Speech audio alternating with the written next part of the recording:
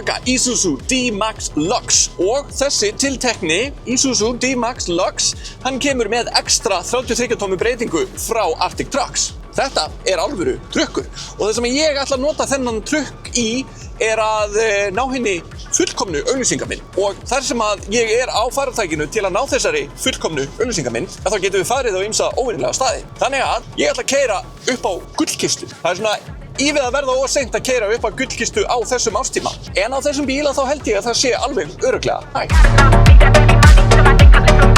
Þessi tiltekni Isuzu D-Max kemur með þessu pallhúsi sem að kostar aukalega einhverja 700.000 krónur og ef að þú vilt svo taka pallhúsið af og hafa pallinn beran þá hann vortex húðaður til að verja hann fyrir veðri og vindum. Það frekar auðvelt að taka pallhúsið af, það ekki nema einhverjir 6 boltar og svo lyftur húsinu af. Þú gætir mögulega viljað að taka pallhúsið af því að pallurinn getur tekið ykkur 995 kíló. Það misjafnt hvort að fólk telur nauðsynlegt að vera með pallhús eða hafa pallinn opinn. Ég persónulega mjög hamingjusamur með það að hafa pallhúsið í dag.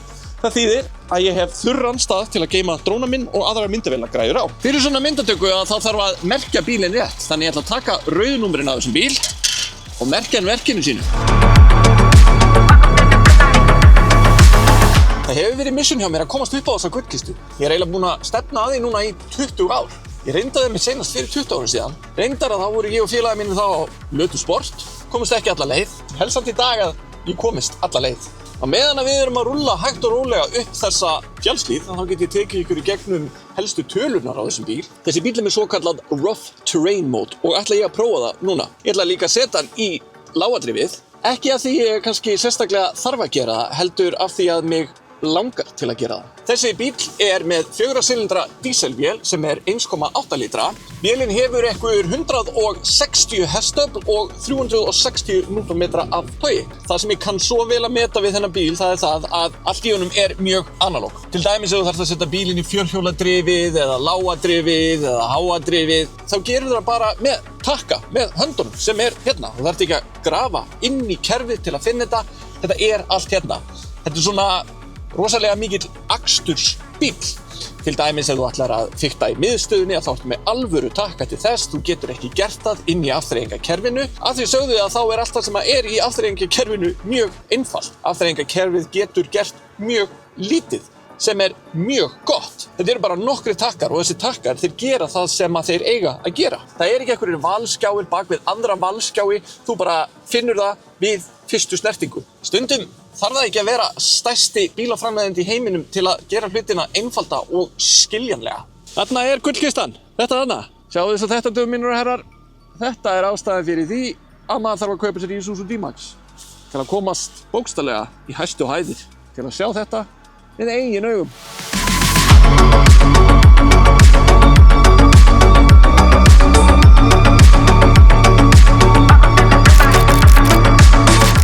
Það sem þetta svona analóg og old school bíl, það þýðir það að það hægt að bakkanum með hurðina að opna.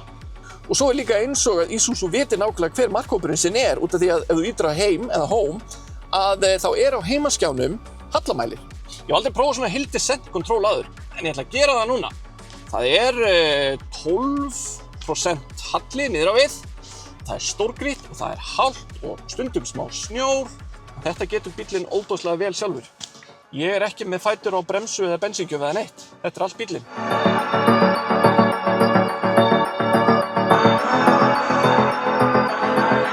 Dregnið þessa bíls rúmlega 1000 km og ef maður ætlar að hlaða hann frá 0 upp í 100 þá tekur það cirka 3,5 mínútur. Með þessari ekstra breytingu frá Arctic Trucks þá færðu þessi 33 tommu dekk á þessum 17 tommu álfelgum. Þú fær líka nýja brettakanta, hann kemur með þessum gluggahlífum og nýtt stigbretti. Bíllinn hækkar einhverja 20 mm á fjöðrun með þessari breytingu og heildar veghæð bílsins hækkar einhverja 33 mm.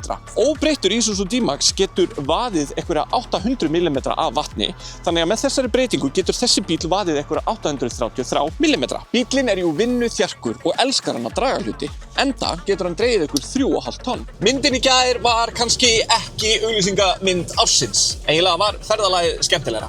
En ég mátti kannski svo sem búast við því. Þess vegna erum við að fara í dag upp að Langjökul, ekki upp á Langjökul, að Langjökli. Mér vantar bara Langjökul í bakgrunnin. Ég ætla að reyna að sjá hvort ég geti náð þessari mynd í dag. Ekki út af því að ég get bara keyrt hingað, það ekkert út af því. Nei. Allt fyrir myndina. Ég hef ekkert gaman að þessu. Ég hef alltaf velt því fyrir mér, það alltaf talað um það að þeir sem að veiða eða skjóta rúpur eða með vélsleða eða eitthvað svoleiðis að þeir þurfa að hafa það sem afsökun til að vera á jeppa. Af hverju getur maður ekki bara verið á jeppa til að keyra? Eins og sést þá þessi bíl á Lífsspring fjöðrun eða bara fjöðrun. Svo þetta auðvitað grindabíl eða body on frame bíl. Verðið á öllum þessum herlegheitum eru svo 10.890.000. Svo líka hægt að fá óbreyttan Isuzu D-Max og kosta þeir eitthvað aðeins minna. Einnig hægt að kaupa rafmagnsútgáfu af Isuzu D-Max. Við prófum hann kannski næst. Eitthvað fallegra en malið í 4 silindra dísilvél. Hlustið á þetta. Þetta eins og tónlist í mínum eyrum. Ég og minn þarfasti þjónn upp á hálendi að njóta kyrrðarinnar.